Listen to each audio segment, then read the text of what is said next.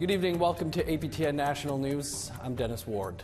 We're following breaking news out of Manitoba at this hour. At least 15 people have died in a serious crash on the Trans-Canada Highway.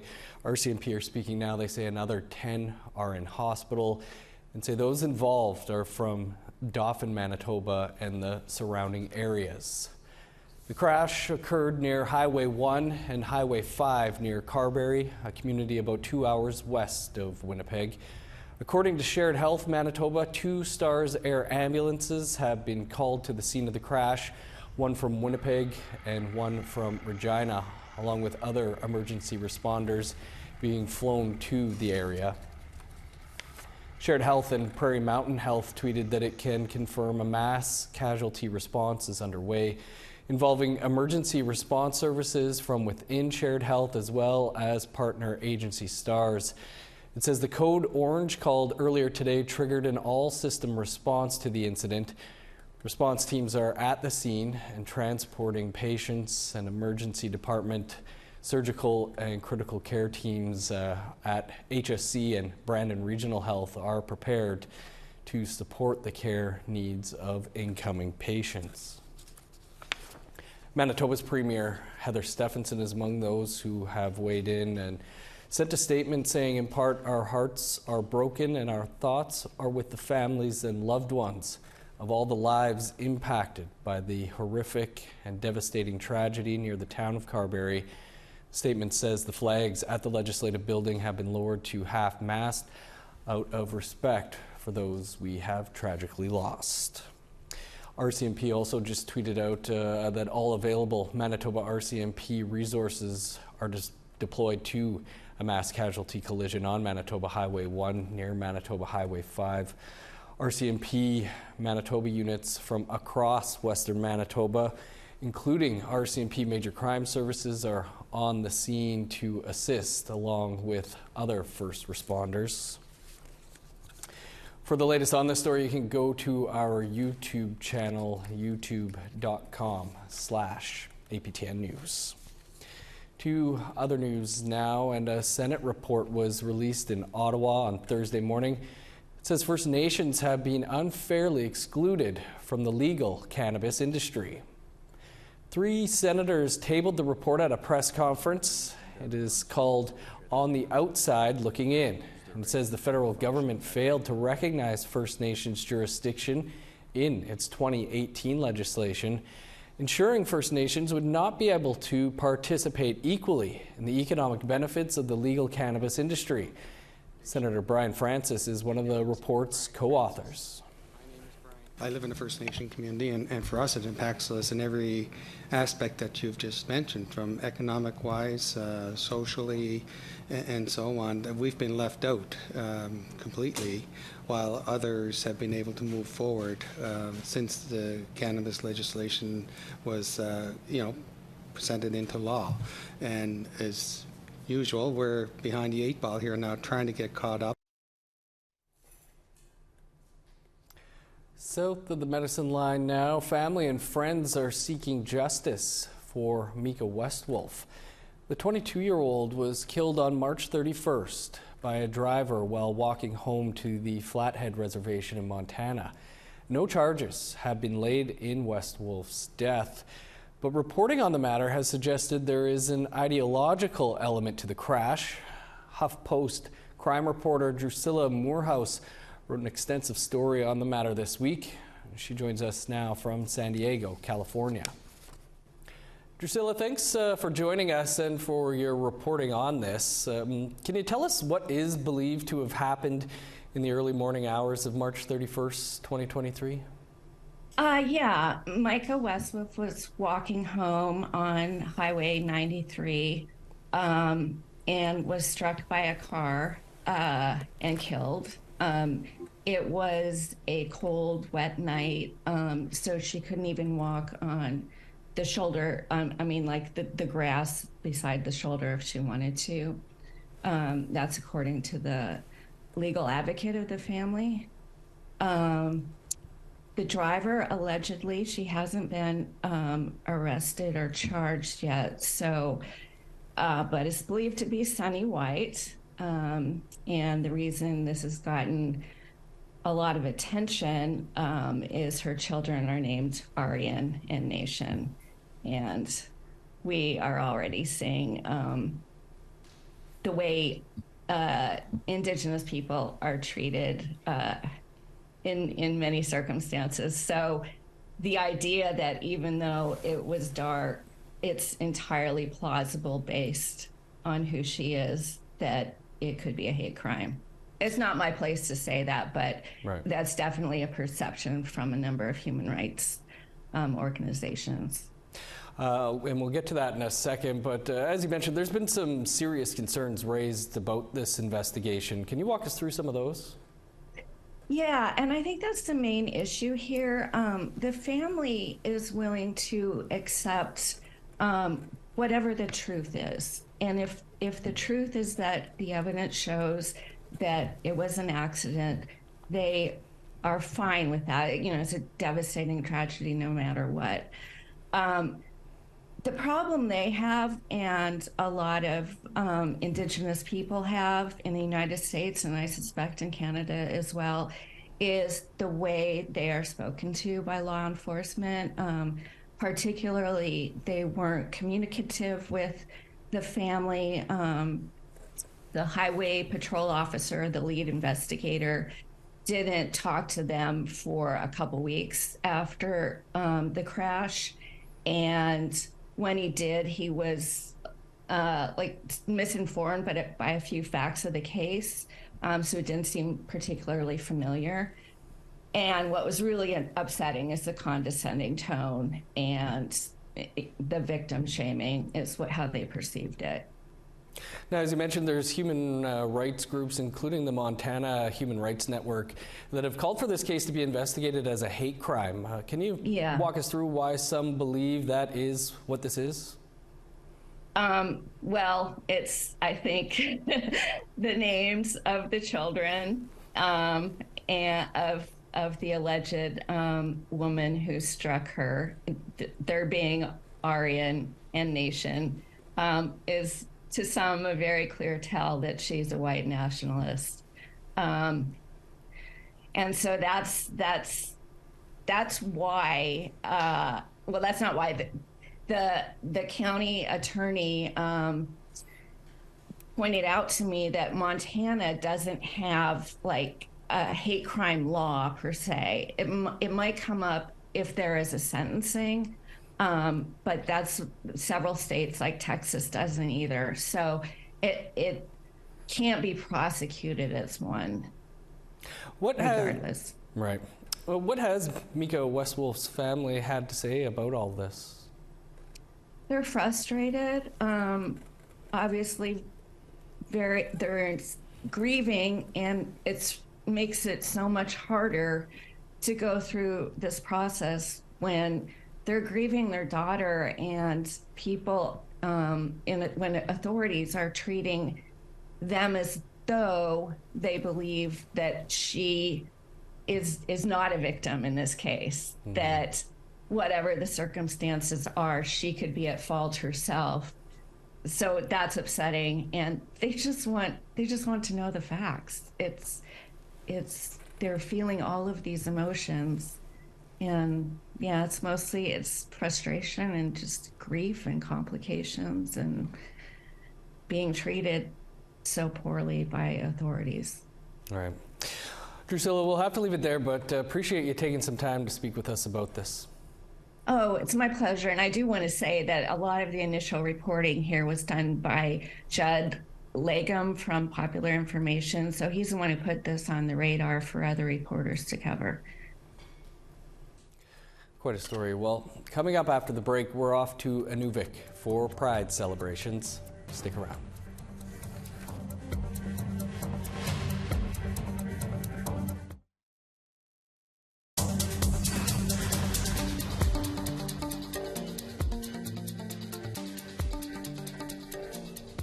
Welcome back.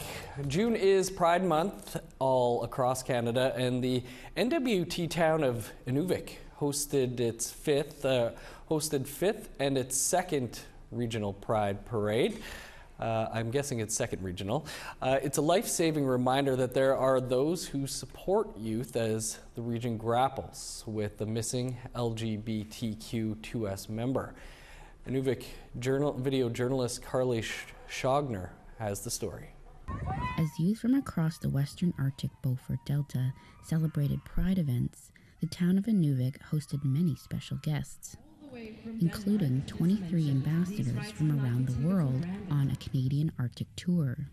It's fantastic. It was an amazing celebration. I think I always enjoy celebrating the Pride, but I've never been doing it under the midnight sun and together with so many beautiful people talking to the importance of love, of diversity and respecting whoever you love. You should feel safe and you should feel at home. Being at the Pride Parade today, seeing all the kids, the RCMP, the Grand Chief, everybody, the elders, sending that message of the importance of love. When families had somebody that was two-spirited, it was seen and viewed as a blessing by the community.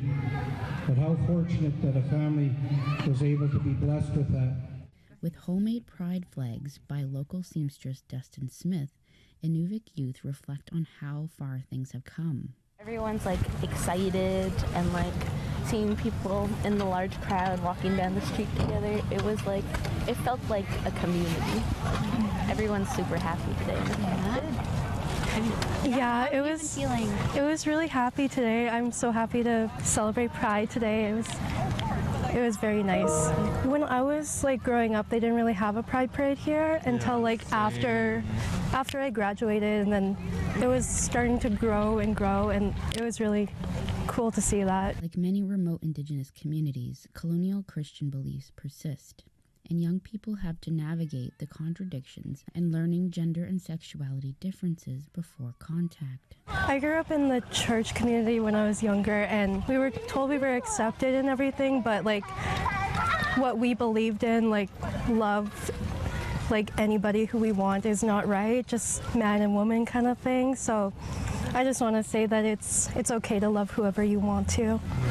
I feel like nowadays everyone's starting to step away from the church and like realize like just love is love, and just being who we are, like two-spirited and all that.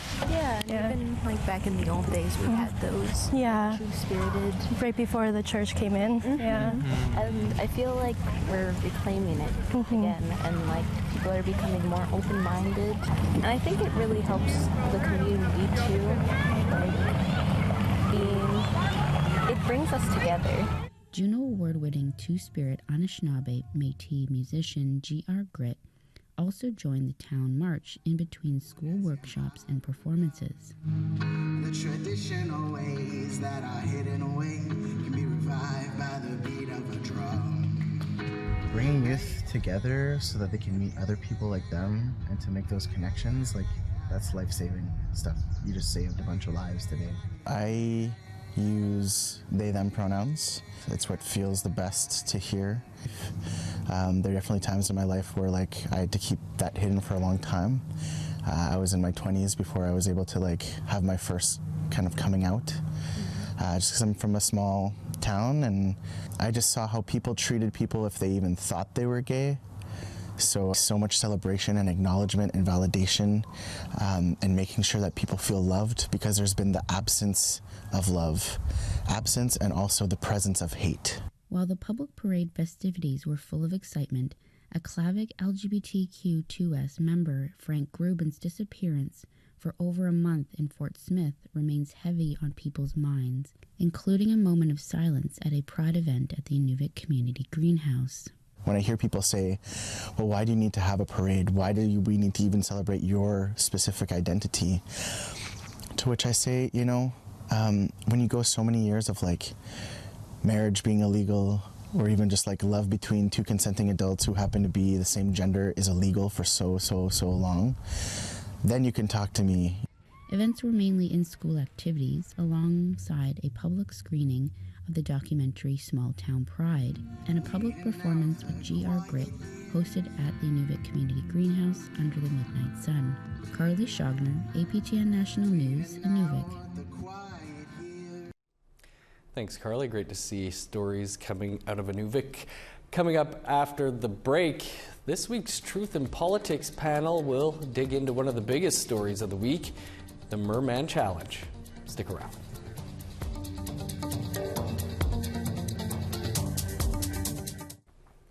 Welcome back. Time now for our photo of the day.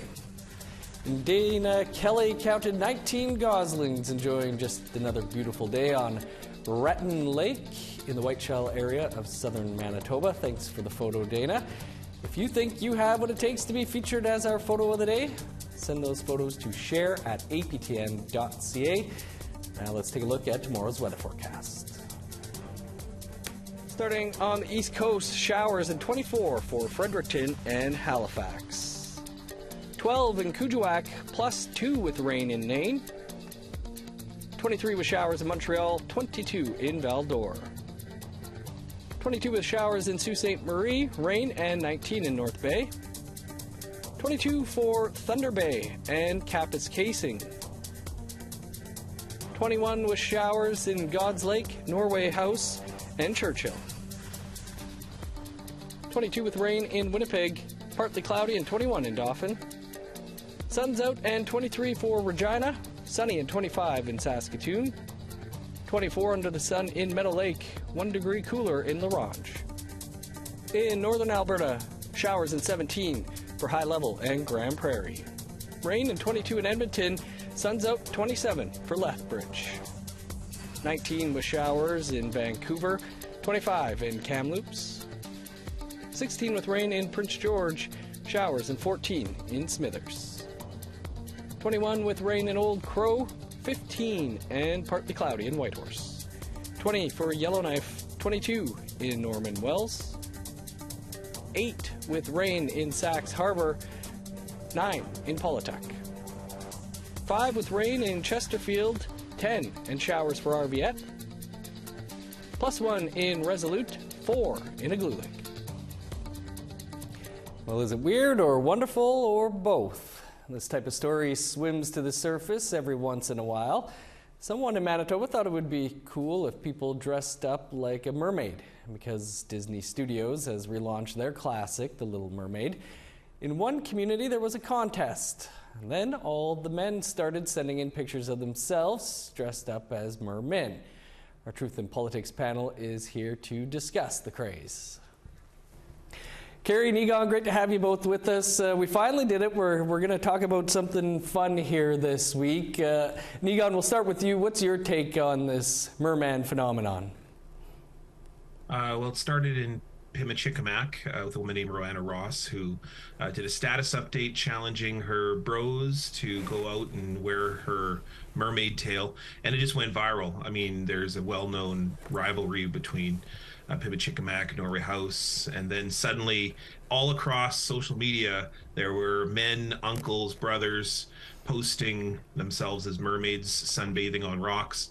The mermen.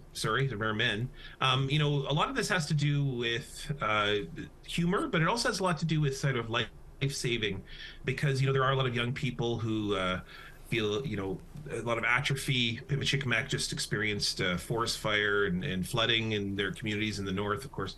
And so people are doing this both for humor, but also to give people resilience and kind of a good sense of both genders, fluid sexuality. There's a whole bunch of different things that are all rolled into this. Carrie, what's your take on the merman phenomenon? I think it's awesome. I think it's really building community. It's fun to see all our Indigenous men not afraid of, you know, going out there and bearing it all with their fancy little tops and their tails. And, you know, some of them are going all out with wigs and makeup and, you know, bedazzling themselves. And I think it's awesome to see, you know, compared to all the negativity that goes on.